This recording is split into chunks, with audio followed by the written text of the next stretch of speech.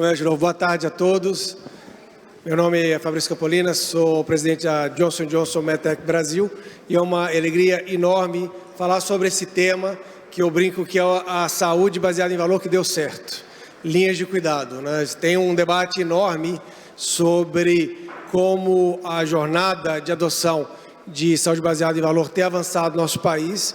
Acho que a gente vê alguns desafios, principalmente relacionados a acordos baseados em desfechos, mas, sem dúvida alguma, o que deu certo, o que vem avançando e, em especial, o que vem gerando valor para os pacientes, sem dúvida alguma, são as linhas de cuidado.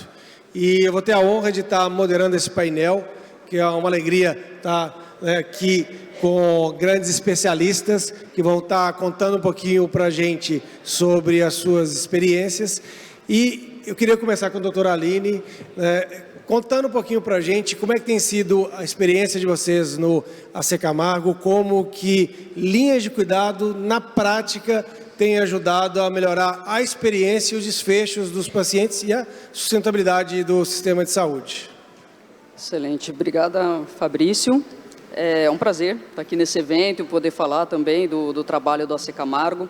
Acho que esse processo de desenho da linha de cuidado começou um pouco antes de 2018, por 2016, quando a gente começou a desenhar os centros de referência, que nada mais são do que jornadas de acordo com o sítio primário do tumor. Então, centro de referência de pulmão e tórax, centro de referência de urologia, centro de referência de cabeça e pescoço. E dentro de cada centro de referência, a gente foi desenhando a linha de cuidado para cada subtipo de câncer, de tumor ali dentro. Então, ao passo assim, que a gente chegou na granularidade de ter um protocolo clínico integrado, porque isso foi feito, acordado com a equipe multi, com o corpo clínico, enfim, todos os profissionais envolvidos naquela jornada do paciente, a gente chegou na granularidade de ter um protocolo clínico integrado da glândula salivar. E isso traz clareza para evitar justamente redundância do processo, ineficiências, porque se você não tem um protocolo acordado com toda a equipe multi, o que acontece? Passa por um profissional, ele solicita alguns exames, chega no próximo, ele vai solicitar outros exames que não precisariam ter sido solicitados ou fazer algum procedimento que está fora do protocolo e isso atrasa a jornada de um paciente oncológico que tem pressa. Então, esse foi um dos grandes benefícios e a gente desenhou isso para os 12 centros de referência, a gente trabalha dessa forma e eu brinco que eles são os maestros assim, da linha de cuidado, é a navegação. Então, eles literalmente pegam na mão do paciente, tem um navegador responsável para cada centro de referência, ele sabe o protocolo e ele fala, vem comigo que eu sei como fazer isso daqui de cabo a rabo. E aí navega. Então, isso tem mostrado muitos resultados positivos dentro das nossas linhas de cuidado. Teve até uma publicação que nós fizemos já faz uns 2 anos, mostrando, a gente analisou a linha de cuidado de câncer coloretal, que o paciente não navegado, ele é 16% mais caro do que o grupo que foi navegado, justamente por conta dessas redundâncias e ineficiências.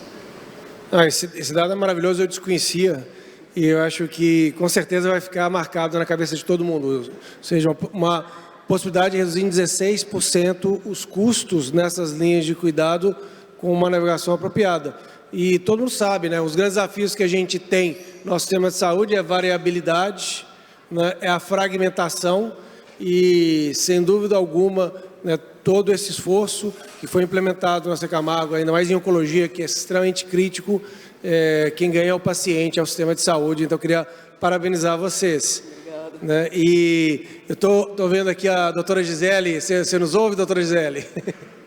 Ouço super bem, Fabrício, maravilha. É sempre bom estar falando sobre esse assunto com vocês. A Santa Casa aí de Porto Alegre tem atividades pioneiras, já extremamente consolidadas, reconhecidas também internacionalmente. Você quer contar um pouquinho para a gente como é a experiência de vocês de linhas de cuidado, como isso tem mudado a experiência e a jornada dos pacientes na instituição?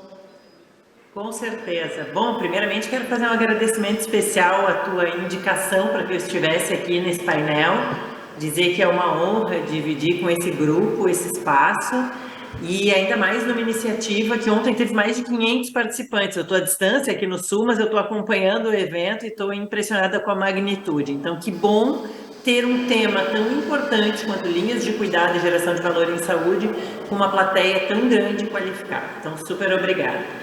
Fabrício, aqui na Santa Casa de Porto Alegre, só para que a gente possa fazer uma contextualização inicial, nós temos 220 anos de história, uma instituição que tem 8 hospitais, são 1.350 leitos agora, atendemos 70% dos nossos pacientes SUS, e isso faz com que a gente tenha cada vez mais desafios dentro da questão de desperdício e redução de desperdício e redução de variabilidade. Então, as linhas de cuidado elas foram implementadas inicialmente buscando a certificação da ONA no ano de 2018, quando se começou a falar isso aqui. É recente, né, para quem tem uma instituição de 220 anos. Mas a gente já teve uma evolução muito grande e hoje nós conseguimos desenhar as linhas de cuidado dentro da nossa área da qualidade com o escritório de valor junto, trabalhando desde a atenção primária, o período de internação até o pós-alta dos nossos pacientes. E como tu mencionaste aí, algumas das nossas iniciativas, uma delas foi junto com a Johnson & Johnson e com a Unimed Porto Alegre, nós concorremos ao Prêmio de Geração de Valor em Saúde, montando uma linha de cuidado para o paciente que tem síndrome metabólica. Então, esse paciente da síndrome metabólica, ele entra numa linha de cuidado com cuidados de uma equipe multiprofissional, que faz uma abordagem ao longo de 1 a 2 anos e caso o paciente não tenha sucesso nos desfechos que nós temos aí pactuados, ele passa então para a indicação cirúrgica, sendo considerado um paciente que vai para bariátrica, para a indicação de cirurgia bariátrica. O que essas linhas já agregaram muito? A gente já vê redução de desperdício, porque os protocolos estão mais bem azeitados, assim como a doutora Aline colocou aqui, nós medimos esses protocolos, nós conseguimos olhar também para indicadores que importam para o paciente, a gente tem medidas tanto de PROMs quanto de PREMs, então, tanto os Patient Reported Outcomes Measurements quanto os Patient Reported Experience Measurements são feitos na instituição, e nós temos hoje a navegação também implementada dentro do nosso escritório de valor. Principalmente, nós começamos com ela dentro da área de oncologia e hoje nós navegamos os nossos pacientes na linha de cuidado também da síndrome metabólica. Dentro do que a gente tem aí na oncologia, eu destacaria um projeto de câncer de pulmão que ainda não tem esses resultados que a Aline já conseguiu mostrar, mas nós temos uma randomização, um ensaio clínico randomizado, onde 20 unidades básicas de saúde seguem no seu tratamento, rastreamento, digamos assim, para câncer de pulmão natural, que tem hoje preconizado pelo Ministério da Saúde, ou seja, não tem incluído o tomo de baixa dose para rastreamento. E nós temos 20 unidades básicas de saúde, onde os pacientes de alto risco para câncer de pulmão foram submetidos a screening com tomografia de baixa dose. Nós já estamos acompanhando esses 2 grupos e conseguimos verificar diagnóstico precoce, e em alguns casos até avançado, LUNG-RADS4, no grupo que foi submetido a tomografia de baixa dose. E o nosso objetivo é tentar mostrar que fazendo o mesmo acompanhamento de uma linha, de um lado com uma intervenção precoce, com navegação, e de outro lado mantendo o sistema atual junto ao Ministério, sem esse rastreamento precoce e com a solicitação de exames apenas em casos mais graves, a gente possa mostrar que é custo efetivo eu fazer tomografia de baixa dose em paciente que tem indicação. Então, acho que a gente caminha aí numa novidade para o Sistema Único de Saúde também, mostrando a integração entre atenção primária, secundária e terciária. Então, são um pouquinho do que a gente vem fazendo, um spoiler do que a gente está fazendo aqui dentro da Santa Casa. Excelente, doutor Gisele. Eu vou destacar 2 pontos que você trouxe. Primeiro, parabenizar o Josier e o Rodrigo, e toda a iniciativa FIS pelo papel fundamental de promover esses debates, de disseminar esse conhecimento através de iniciativas como a FIS Week. Eu acho que é extraordinário o trabalho que eles vêm fazendo. E o segundo, pensando uma instituição centenária como a Santa Casa de Porto Alegre, a Johnson & Johnson também, qual que é a fonte de juventude de instituições como essa, que é a inovação. Então, enquanto Santa Casa de Porto Alegre e outras instituições centenárias seguirem inovando, elas sempre vão seguir jovens atuais de ponta. E aí, isso é importante de levar para todas as outras instituições que tem pelo nosso país.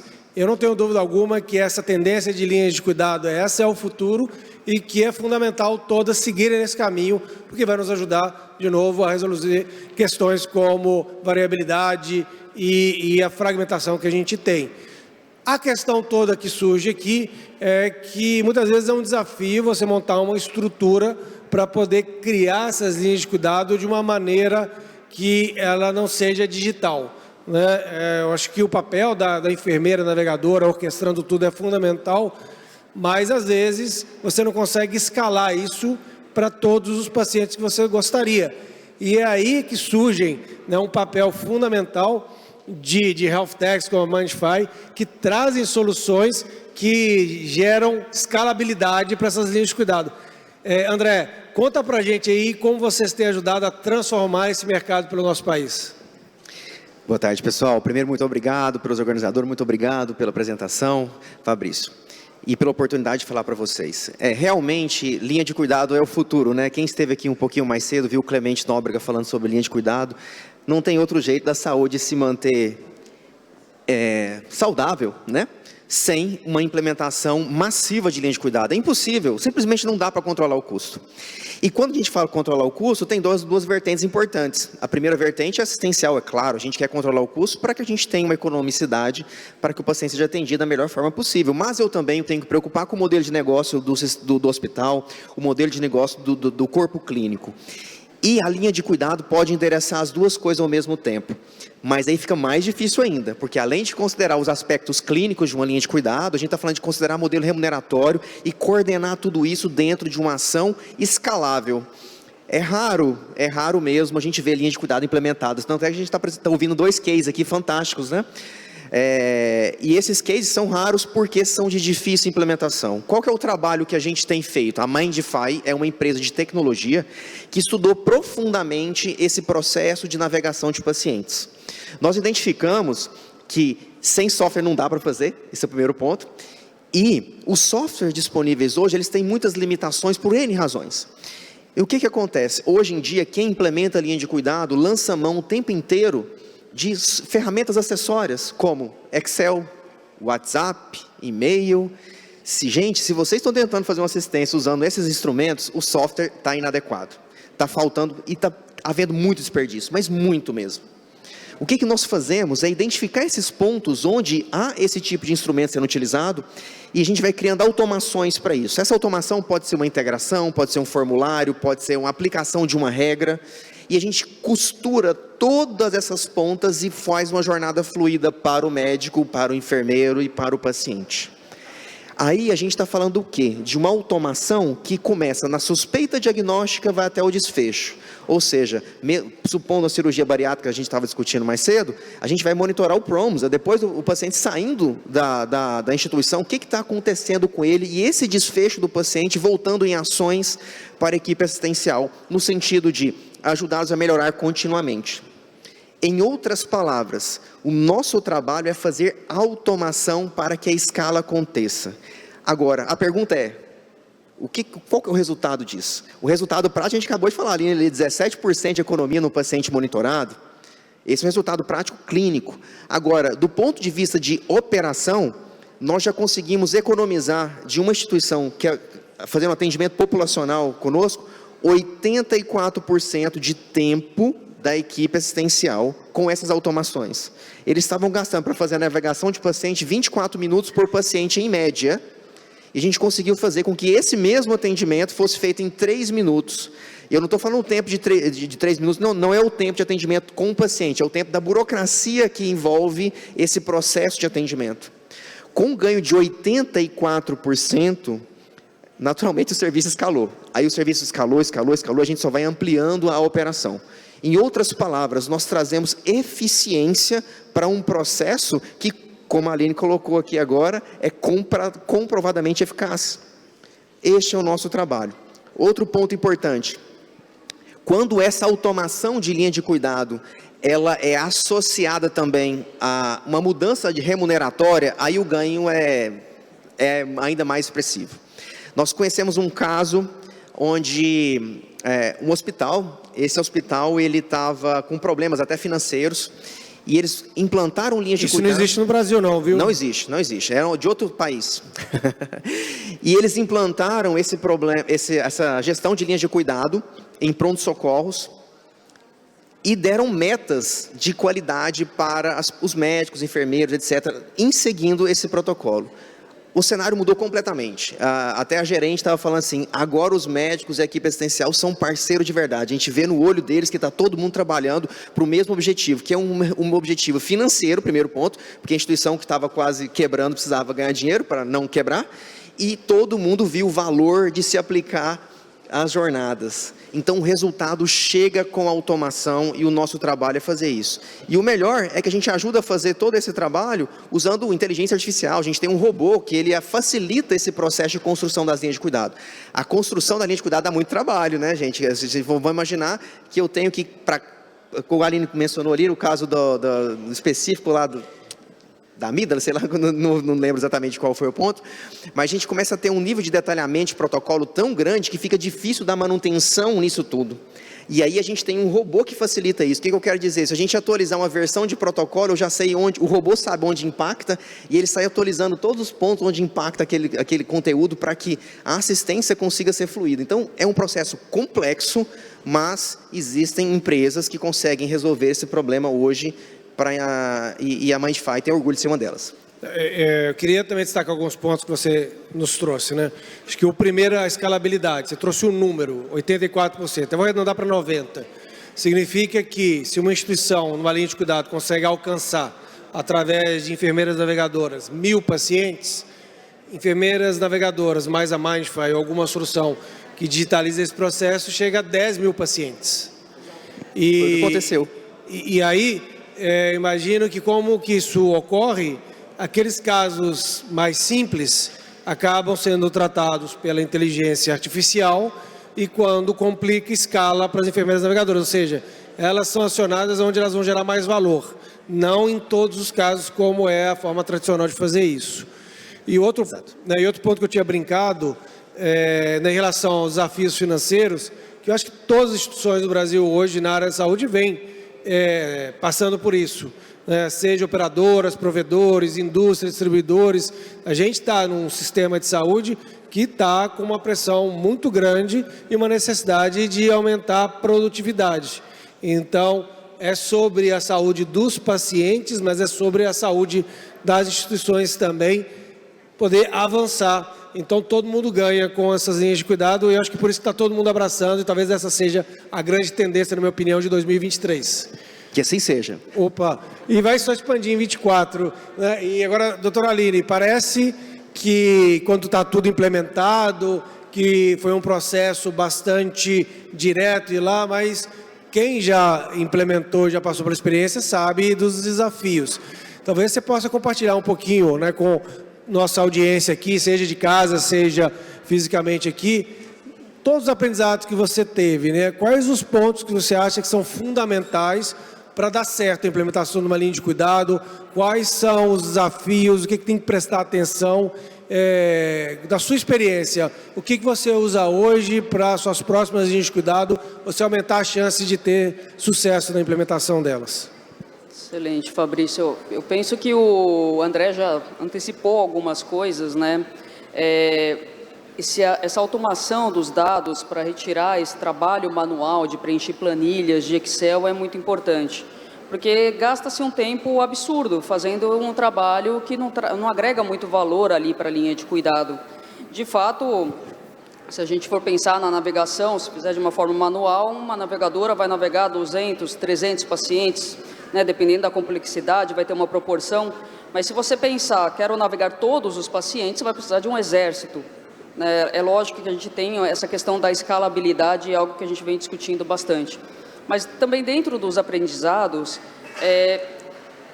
tem alguns passos anteriores. O primeiro é o engajamento de toda a equipe se enxergar ali na linha de cuidado e entender por que o cuidado precisa ser coordenado. né, para o paciente, quais são os ganhos reais. E aí a gente pode enxergar de várias formas os ganhos, os resultados dessa linha de cuidado funcionando muito bem. Uma delas, por exemplo, no caso de câncer, é sobrevida livre de doença, sobrevida global. Recentemente, não sei se vocês tiveram a oportunidade de ler, mas se não leram, convido a todos a lerem o Observatório do Câncer, que nós publicamos. Então, ao longo do tempo, a gente conseguiu mostrar que essa organização em linhas de cuidado, além, né, da melhora, da incorporação de medicamentos e tudo mais, se transpôs num aumento de sobrevida. Exemplo básico, câncer de pulmão. Se a gente pega, né, o que foi publicado no observatório, o nosso corte, é um observatório, um documento de análise de quase 100 mil pacientes tratados unicamente no AC Camargo, tá, que começaram e terminaram a jornada dentro do AC Camargo. Então, a sobrevida de pulmão era de 10% em 2000 e, quando a gente vai para 2015, chega a 50% de sobrevida. Então, a gente já mostra ali que a assistência coordenada já traz um grande valor. Mas a gente vai desdobrando para outros valores que são entregues, por exemplo, como a Gisele bem falou, dos PRONs e dos PREMs, né? Não basta só o paciente sobreviver ou morrer, é um desfecho bruto, é claro que é importante, mas dado que a mortalidade, né, por câncer vem diminuindo conforme, né, o diagnóstico precoce vem acontecendo, as pessoas estão preocupadas em saber, eu estou sobrevivendo do câncer, mas com qual qualidade de vida, com qual funcionalidade eu sobrevivo a esse câncer. Então, a gente desdobra em outros desfechos. Mas, para fazer isso, a gente precisa mostrar para a equipe que constrói aquele protocolo integrado o valor de tudo isso. E, mais do que isso, a gente precisa de dados para provar para a equipe que nós estamos indo bem. Então, essa cultura analítica, essa cultura de dados é muito importante. Então, eu imagino que a gente tem que estabelecer indicadores, né, dentro desse processo e ir acompanhando com a equipe, mostrando que há uma melhora ao longo dos anos e que essa linha de cuidado vem ganhando eficiência. São alguns dos desafios que a gente encontrou, né, em algumas linhas de cuidado, mais ou menos engajamento do corpo clínico, mas à medida que a gente vai mostrando os resultados através de dados, eles vão se engajando cada vez mais. Eu adorei um exemplo que você trouxe sobre câncer de pulmão e dessa evolução, né, de uma sobrevida de 10 para 50. Me lembra uma conversa que eu tive há um ano atrás, que a gente estava comentando, né, que no Brasil você tem centros de excelência que tem cirurgiões de ponta, de nível mundial, processos, equipamentos, ou seja, você vai encontrar dentro dos centros, né, como o próprio AC Camargo, né, a Santa Casa de Porto Alegre, o que tem de melhor no mundo no tratamento. Mas não adianta nada se o paciente chega com estágio 4. Você pode, né, ter a melhor equipe cirúrgica, de quimioterápico, ter os melhores processos, a melhor instituição, chega a estágio 4, a sobrevida, infelizmente, vai estar em 10%. E uma vez, há 10 anos atrás, eu fiquei chocado, porque eu vi dados de sobrevida no Japão e o nosso de câncer de pulmão. No Japão era mais ou menos 50%, 60%, o nosso aqui 10%. E aí eu fui tentar entender o que estava acontecendo, era isso. Os nossos pacientes chegam em estágio 4 e lá chegava em estagiamento 1 e 2. E naquele momento lá a gente tentou diversas formas, iniciativas para tentar melhorar esse diagnóstico precoce sem muito êxito. E eu fico super feliz de ver que primeiro o AC Camargo conseguiu resolver, né, esse desafio e que essa solução foi através de linhas de cuidado. E linha de cuidado não é só sobre melhorar desfecho, satisfação e sustentabilidade, mas é também de promover diagnóstico precoce. E muitas vezes se esquece disso. O diagnóstico precoce pode fazer toda a diferença para aquele paciente. Excelente. É justamente isso. E o trabalho que a Gisele comentou é fundamental, porque a gente fez um levantamento dos dados, e isso está também no observatório. A grande maioria dos pacientes que chegam no AC Camargo chegam em estágio 4 ainda. Então, tem ali um gap da prevenção que é importante. E lembrei de mais um desafio, que o André até citou, remuneração. Né, como que um hospital que é eficiente na sua linha de cuidado é remunerado pela sua eficiência. Né? Isso eu acho que falta discutir, porque a gente tem melhorado os nossos processos. A nossa taxa, por exemplo, de média de internação na UTI é de 3,6 dias, muito menor do que da ANAP, dos hospitais gerais, não oncológicos. e a gente não é remunerado por essa eficiência. Então, como que a gente leva isso também, mostrando para as operadoras, enfim, para a gente ser remunerado por essas linhas de cuidado que nós estamos preocupados em implementar.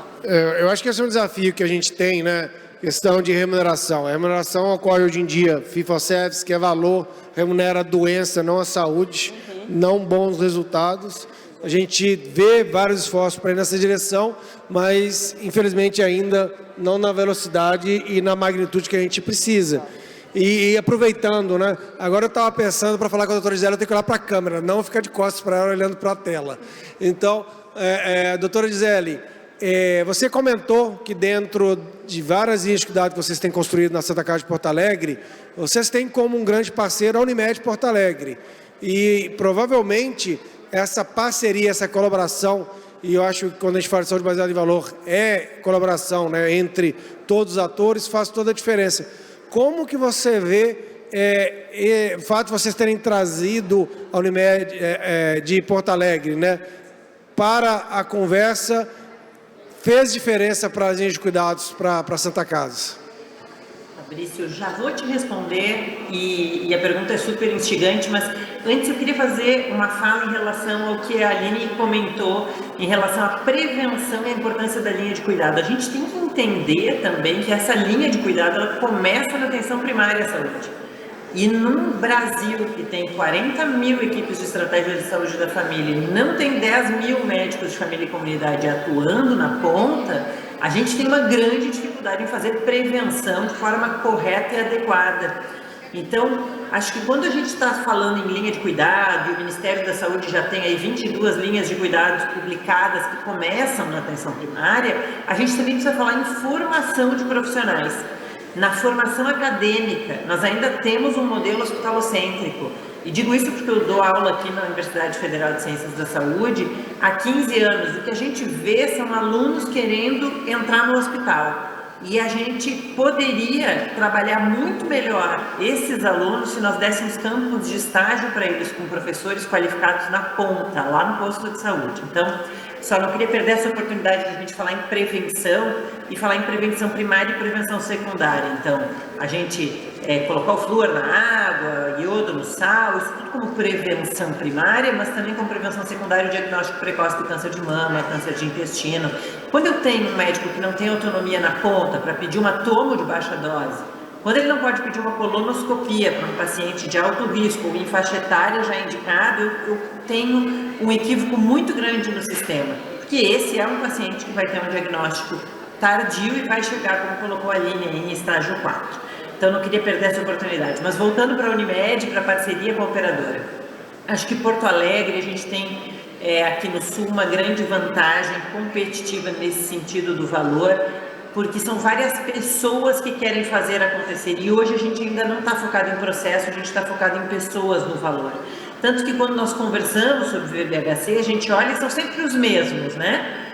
Tem uma mesa aqui, uma mesa ali, muda um pouquinho, mas custo-eficiência, tudo isso, custo-efetividade, está sendo visto pelos mesmos grupos. O que a Unimed Porto Alegre fez aqui foi criar um escritório de valor e declarar que ela era parceira, então, como saúde suplementar das instituições hospitalares. Não é um mar de rosas, e eu não posso dizer isso aqui, porque não é para a indústria, não é para nós, não é para a saúde suplementar, para o parceiro. Mas a gente já consegue falar sobre o tema. Nós ainda estamos falando muito em bonificação e pouco realmente na mudança do fee for service para outros modelos alternativos de remuneração. Então, a Unimed tem uma caminhada conosco na síndrome bariátrica, tem com o Hospital Mãe de Deus, que também é um hospital privado aqui próximo, em dor lombar. Eles estão mostrando essa vontade de fazer. Mas, como eu tenho dito, entre a vontade de fazer e efetivamente a gente mudar o modelo de remunerar, nós estamos bastante distantes. E é claro que eu não estou sendo ambiciosa de dizer aqui que nós vamos mudar 100% de fee for service para modelos alternativos, porque isso não vai acontecer mesmo. E nem tem que acontecer, porque tem condições clínicas que a gente não faz o mínimo sentido a gente sair do fee for service, tem alguns procedimentos que vão continuar para sempre.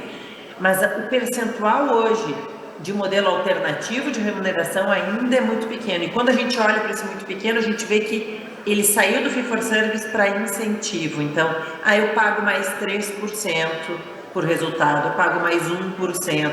E isso é muito pouco. A gente precisa falar mais em bundle para procedimento cirúrgico, em acompanhamento do paciente, sair do pacote tradicional de quanto custa uma vesícula e dizer, bom, essa colecistectomia com 90 dias de acompanhamento, ela tem um valor agregado desse paciente não voltar no meu PA, desse paciente não infectado, o tempo médio de permanência dele ser menor, e é isso que eu remunero quando eu pago um bundle. Então, temos sim a grande vantagem de ter uma operadora de saúde com o escritório de valor e com esse pensamento, mas não estamos vivendo uma mudança radical.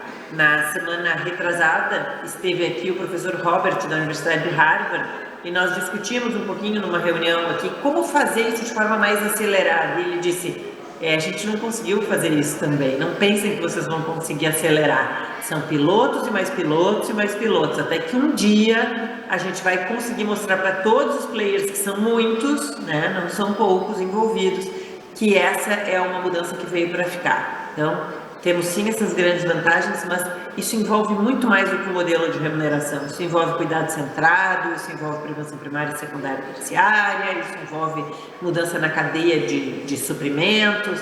E todo mundo tem que estar dentro num projeto de ganha-ganha, né? É isso que é importante, sabendo que ele não é a curto prazo, não é rápido. Então a gente não vai virar a chave, todo mundo vai ter melhores desfechos, melhores resultados e melhor remuneração. Isso é médio, longo prazo. Então as pessoas também precisam ter paciência para entender como implementar o modelo e dar tempo para ele funcionar. E não desistir no primeiro imprevisto, empecilho que encontrar.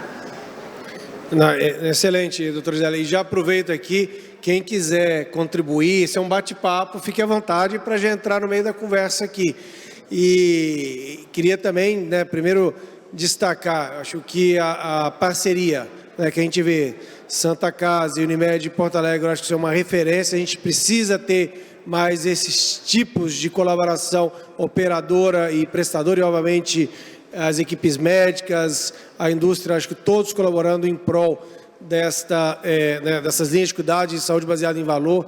Eu acho que o fato da Unimed de Porto Alegre ter criado o escritório de valor, a Daniela liderando, eu acho que isso também deveria ser um grande exemplo e referência para todos os operadores do país, e que bom que a gente tem um espaço como esse aqui da FISWeek para poder divulgar essas melhores práticas e destacar quem realmente está fazendo a diferença.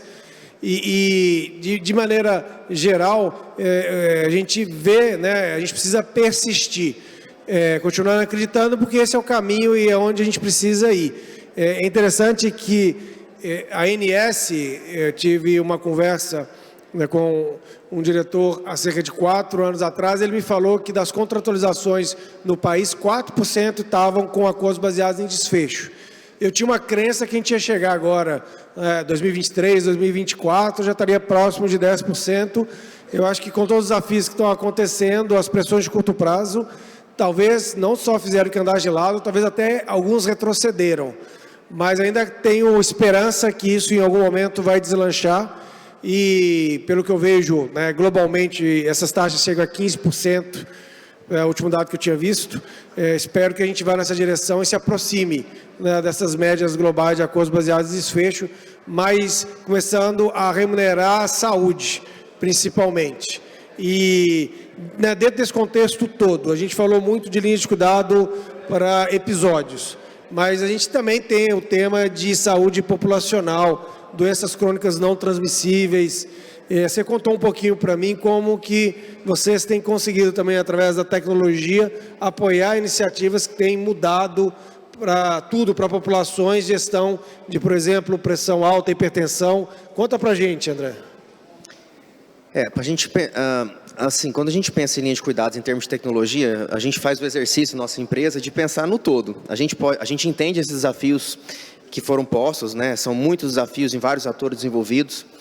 envolvidos, mas a gente acredita que se a gente performar bem nas etapas, essa vontade de mudar, ela começa a crescer, porque a gente já conversou com bastante hospital, bastante médico, gestor, que tem medo da variabilidade, medo de não saber controlar a variabilidade. E quando a gente automatiza esses processos, essa variabilidade começa a cair vertiginosamente e as pessoas ficam mais corajosas a querer negociar em cima daquilo, já que ela tem certeza que aquilo funciona. Um processo semelhante, a gente fez lá no Rio Grande do Sul também, com a parceria com o Hospital Moinhos de Vento, com a doutora Sheila Martins, que foi fazer a automação do protocolo HARTS da Organização Mundial da Saúde. O protocolo HARTS, ele começa lá nas UPAs, na atenção primária, no pré-atendimento dos pacientes. Aí a gente identifica o risco do paciente, encaminha ele para um projeto que é o HARTS mesmo, até tem um projeto de pesquisa envolvido dentro do processo, no mesmo software, na mesma jornada, e depois a gente começa um processo de monitoramento desse paciente pós-atendimento. Tudo isso a gente fez automação e, inclusive, a doutora Sheila ganhou um prêmio internacional agora recente pelo sucesso dessa operação que ela teve lá, conduzindo esse projeto. O ponto na atenção primária é onde eu vejo que existe o maior ganho da automação da linha de cuidado, porque até um ponto que foi tocado, a automação ajuda na educação, ela reforça a educação dos profissionais de saúde, porque se eu estou automatizando o processo, eu estou criando condições de emitir alerta, de oferecer suporte à decisão clínica. Então, uma situação meio inusitada, que aquele profissional possa não ter conhecimento, um software como o nosso, ele é capaz de sugerir alguma conduta, é capaz de sugerir algum conteúdo para que aquele problema seja endereçado, talvez até por um estudante na fase lá de internato dele, fazendo atenção primária bem distante dos grandes centros, né? Então passa a ser uma ferramenta, primeiro, de orientação, e outra coisa, passa a ser uma ferramenta para atenção primária poderosa de monitoramento, porque, trazendo de novo o caso do estudante no internato, esses dados eles voltam para a equipe de coordenação, e se eles voltam eu consigo ver quem é outlier, ou seja, quem saiu do protocolo, e por que saiu do protocolo? Aí tem 2 pontos, eu posso ter saído do protocolo, porque o protocolo errou mesmo, então aí é um ponto de aprendizado que a gente não pode deixar passar, e passa hoje em dia. Quem tem esse acesso? Ninguém tem acesso a dados de mundo real. Dados clínicos de mundo real estruturados. Quem tem acesso hoje? A gente tem condição de prover esse tipo de coisa e trazer os dashboards para a equipe de gestão, que é algo que a gente está fazendo lá com o protocolo HARTS com a doutora Sheila. Ela tem os dashboards para ver tudo, ela consegue monitorar tudo que está acontecendo. E isso é replicável, esse é o ponto. E se é replicável, eu posso colocar lá no meio do Amazônia, no interior do interior, e posso colocar nos grandes centros e fazer com que as coisas fluam, que eu regule esse paciente de uma forma melhor, que eu faça um primeiro atendimento de uma forma melhor.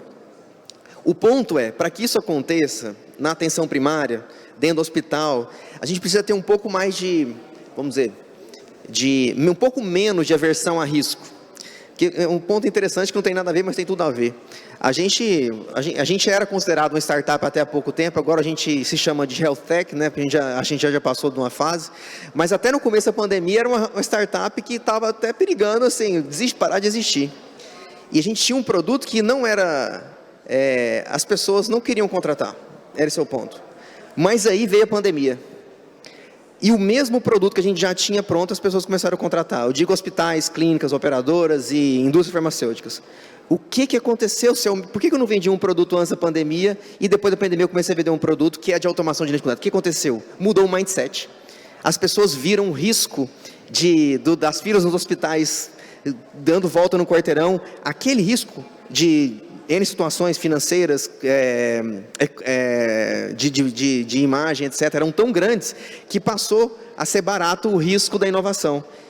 Então, se a gente mudar um pouquinho o mindset para isso, acelerar essa mudança, essa digitalização, esse ganho vai acelerar, porque esse ganho vai acontecer em pontos pequenos e vai inspirar muita gente, porque já está acontecendo isso. A tecnologia interessante é que, às vezes, se você chega cedo demais, ela acaba não prosperando, né? Eu acho que vocês talvez chegaram um pouquinho antes no mercado, foram visionários demais, mas que bom que deu tempo para, né, as pessoas despertarem e ela decolar. E eu vou te fazer uma pergunta, mas eu não quero que você responda, eu quero que você pense, a gente vai fazer uma rodada aqui e aí volta para você. O OpenAI divulgou recentemente que eles estão criando o que eles chamam de GPTs. que é usar a tecnologia do OpenAI, o GPT 4.5, para disponibilizar para qualquer um criar aplicativos e colocar na loja deles lá, que é o GPT Store. Todo mundo aqui tem Apple Store, Android aí, Store, todo mundo já está acostumado a comprar esses apps e eles estão fazendo a mesma coisa agora para inteligência artificial generativa com o motor do GPT 4.5. A pergunta que eu vou fazer para você, mas você vai pensar, para você trazer uma resposta bem pensada, tá?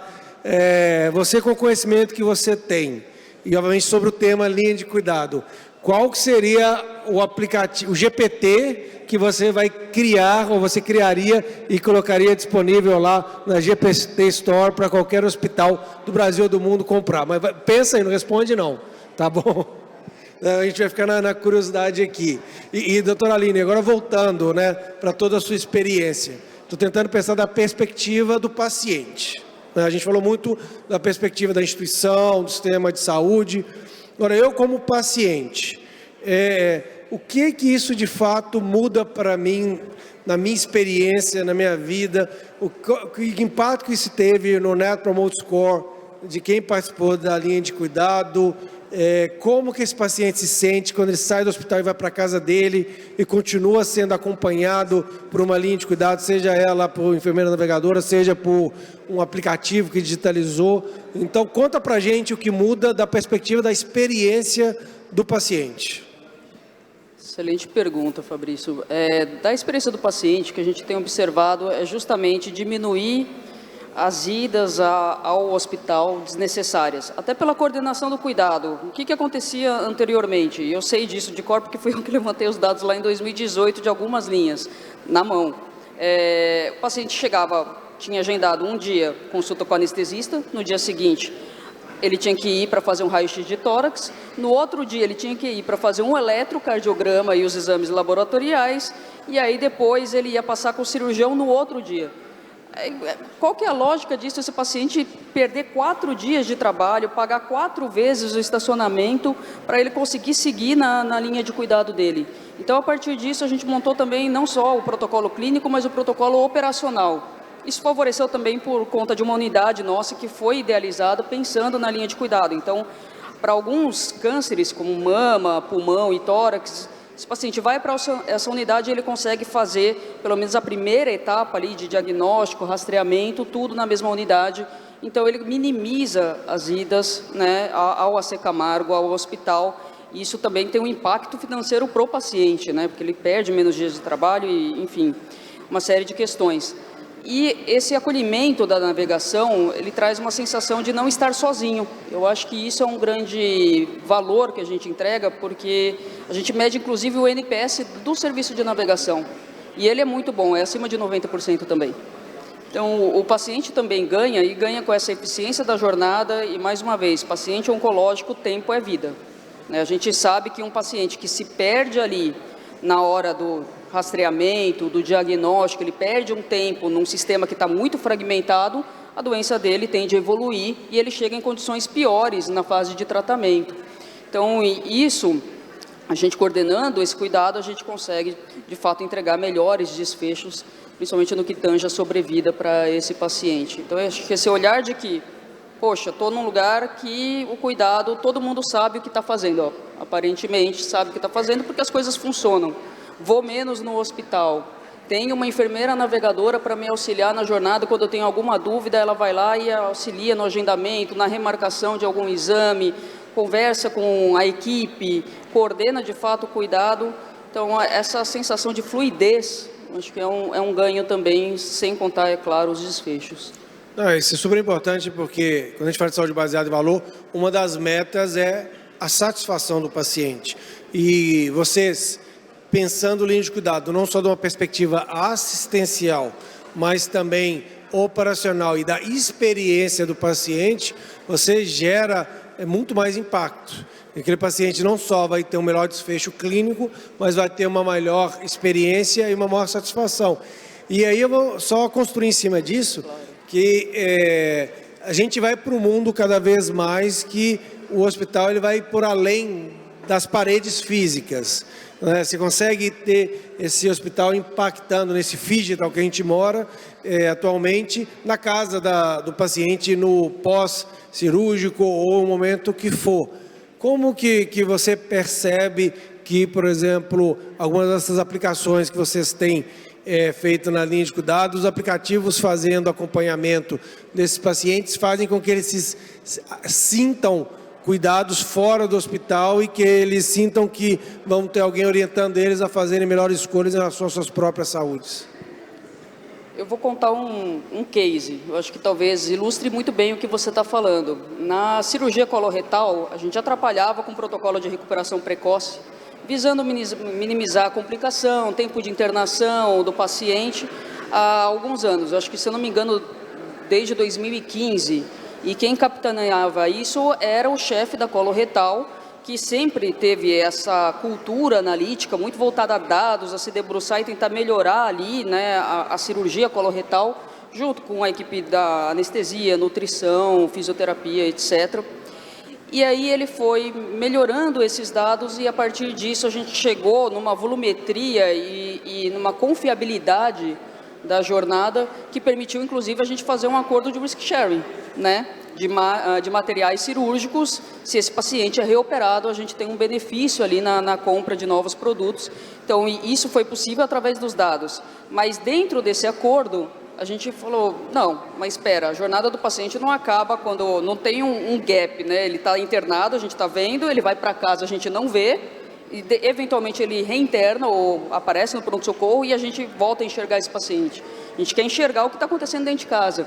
Então, nós trabalhamos com uma plataforma de monitoramento remoto. Esse paciente recebe avisos todos os dias, perguntando como ele está. E, através da resposta que ele dá, esse algoritmo, ele fala, poxa, é um alerta, um sinal vermelho aqui. Qualquer coisa que, de repente, eles reportam um sintoma mais grave, a plataforma já manda ele para o pronto-socorro.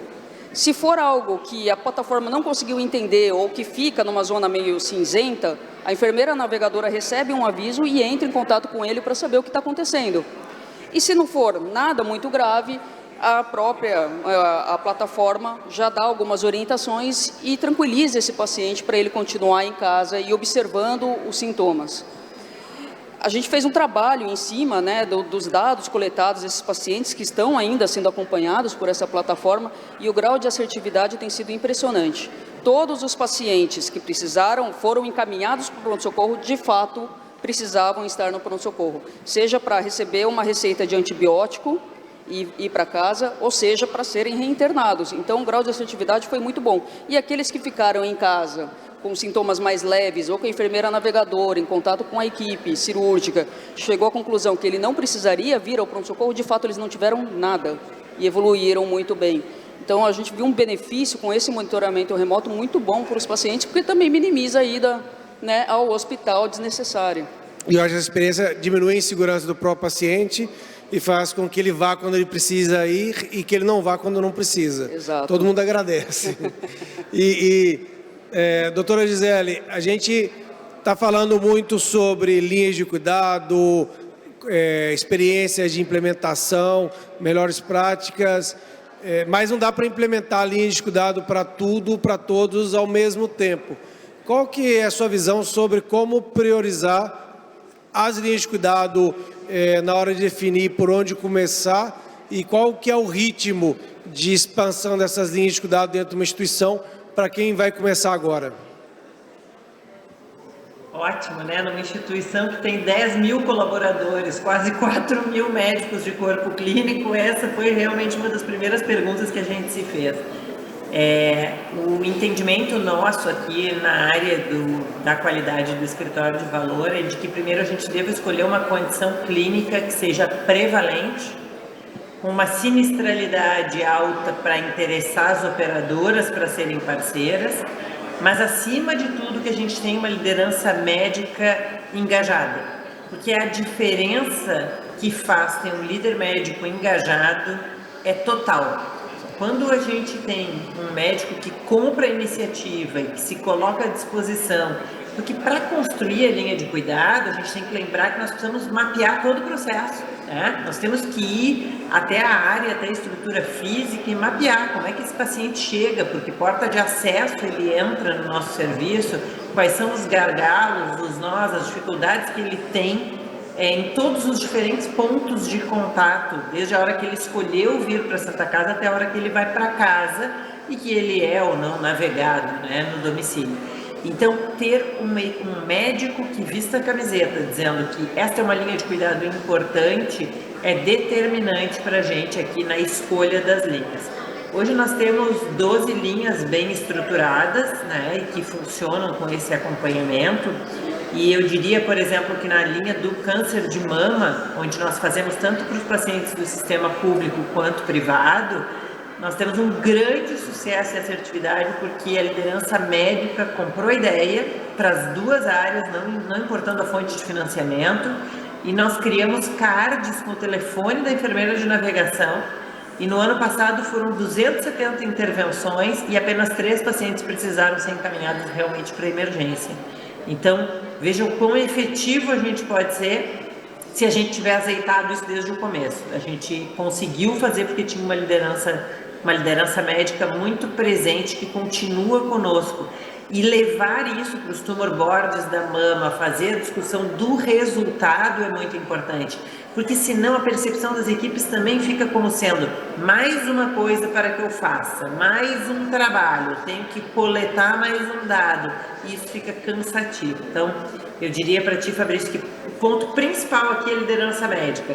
Mas é claro, a gente olha volume de atendimento, com uma instituição desse tamanho, a gente precisa saber o que mais a gente atende e o que impacta na vida dos convênios do ponto de vista de sinistralidade, porque tinha alta variabilidade quando a gente fez o diagnóstico. São esses os pontos principais aí aqui para a Santa Casa hoje definir quais suas linhas de cuidado prioritárias. Excelente, doutora Gisela. Com certeza acho que essa dica aí vai poupar muito tempo para quem está começando. E pessoal, a gente só tem mais 5 minutos aqui para concluir o nosso painel. Estou amando a nossa conversa, mas voou e a gente precisa encerrar. Então, eu vou pedir para o André responder a pergunta e já deixar a sua mensagem final. Se puder fazer em 2 minutos, eu agradeço. E depois a gente pega as mensagens finais da doutora Aline e da doutora Gisele. Sobre o chat GPT, tem coisa muito mais importante que usar chat GPT. Especialmente nos hospitais. A gente precisa garantir que a gente tem dados de qualidade primeiro. Esse é o principal. E isso é muito básico. Então a gente não está fazendo nem o básico. E o pior é que a gente vê até RFPs de hospital dizendo: eu quero tecnologias de IA generativa. Para quê? Para quê? Não sabe nem para que usa e está lá no edital para puxar para isso. Nós temos que preocupar com o básico. Quando a gente vê o básico, aí tem várias aplicações que o chat GPT pode ser útil. Por exemplo, a educação médica, dar alertas e tudo mais. Só que tem outras técnicas de IA que são muito mais baratas do que usar o chat GPT. Se a gente tem dados bons, a gente usa técnicas baratas, não precisa usar aquilo lá. É isso que a gente defende. Por exemplo, tem uma técnica que chama-se raciocínio baseado em casos, que tem décadas que funciona, que compara que já existe, né, melhor dizendo, que compara um caso com o outro e dá para o médico uma visão de similaridade entre os casos. Ninguém usa, sabe por que ninguém usa uma técnica de 20 anos, 30 anos atrás? Porque não tem dado, aí não dá para usar. Então não vai usar o chat GPT também, porque o dado não está lá. Então, assim, não é relevante, na minha opinião, para esse mundo básico da atenção. Casos específicos, naturalmente, vai haver pontos específicos que ele pode ser útil, tá? Então, pessoal, para encerrar a minha fala, primeiro eu quero agradecer a todo mundo pela paciência aqui, convidar para acessar o nosso site, mindfy.net, é importante, e verem o que a gente está fazendo. A gente está fazendo inovação de verdade, inovação para ajudar a saúde brasileira, os hospitais e os profissionais da saúde a performarem melhor, mais tranquilos, sem aquele burnout que tecnologia traz hoje em dia. Tem muita tecnologia difícil de utilizar e a gente vem aqui para facilitar a vida de vocês. Contem conosco e obrigado pela mediação e obrigado a todo mundo, tá? Obrigado. Excelente, André. Acho que, com certeza, é importantíssimo trazer a sua perspectiva também. Acho que precisamos resolver a questão de base, de qualidade de dados, precisamos também avançar com a AI generativa e um tem que caminhar em paralelo com o outro. Mas obrigado, né, e parabéns aí por toda a iniciativa e progresso que vocês têm feito com a Mindfy. E, doutora Aline, qual que é a sua mensagem final aí, para quem está nos assistindo, para a nossa plateia aqui, que está presencialmente com a gente? Eu queria primeiro agradecer a presença de todos aqui e a oportunidade de poder falar. Fabrício, muito obrigada também, André, Gisele, por dividir aqui a mesa. Mas pegando até o gancho do que o André falou, que eu acho que é importante, dados, você precisa de dados para montar a linha de cuidado, para engajar o médico, para você averiguar a adesão aos protocolos. Não tem como, porque protocolo por protocolo num documento Word, ok, você monta, mas eu quero saber na prática, o que acontece no dia a dia. Então você precisa gerenciar esse protocolo, não é só ter o protocolo, você precisa gerenciar. E é claro que para isso se gasta um tempo, um esforço, né, dependendo de como você adota, mas você precisa ter dados. Acho que vocês que são de tecnologia conhecem bem o Deming. O Deming já dizia, em Deus nós confiamos, todos os outros devem trazer dados. Senão, você não consegue mostrar o que você está fazendo.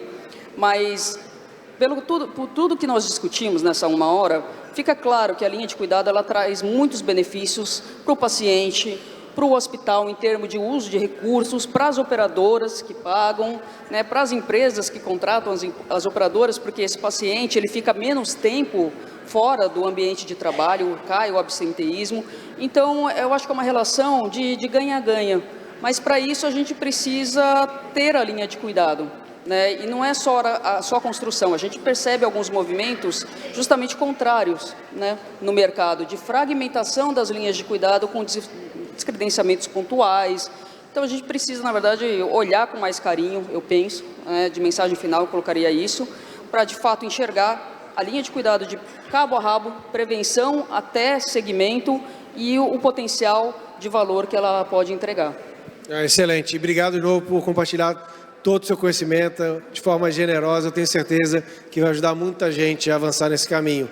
E doutora Gisela, quais são, né, suas mensagens final nesse mundo digital maravilhoso que a gente tem, que conseguimos fazer esse painel com uma participação brilhante sua daí de Porto Alegre, mas como se estivesse aqui conosco? Primeiro eu queria agradecer e dizer que eu queria estar aí, né? Porque o Rio de Janeiro continua lindo e não adianta. A gente está no sul, uma delícia, mas o Rio mora no coração. Então, na próxima vez espero conseguir estar com vocês presencialmente. Dizer para quem está nos ouvindo e para quem está aí que é preciso começar, nem que seja pequeno, mas nós temos que começar. Super concordo com o que foi dito pelo André e pela Aline e agradeço o quanto aprendi com vocês aqui nessa troca e com a moderação do Fabrício.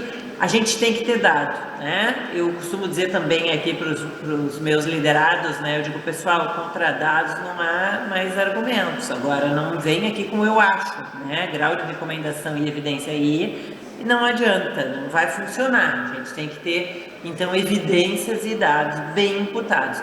Mas eu queria falar uma palavrinha que acho que a gente falou pouco, que é qualidade assistencial. Nós falamos bastante, fiquei aqui refletindo, né? Falamos 1 hora sobre entrega, valor, falamos de experiência do paciente, falamos de variabilidade no cuidado, protocolo, medir tudo isso, mas tudo isso é porque a gente quer fazer entregas de qualidade. Então, pensem projetos pequenos, mas comecem que a gente tem que entregar projetos de qualidade. Super obrigada pela oportunidade de participar com vocês. Eu que agradeço em nome de todos aqui. Doutora Gisele, eu participei de diversas discussões sobre linhas de cuidado durante o ano. Eu tenho que confessar que essa foi a que eu mais gostei, que eu mais aprendi. Espero que quem esteve nos assistindo nessa última hora tenha tido a mesma opinião. E muito obrigado a todos e uma excelente tarde e evento para os próximos painéis.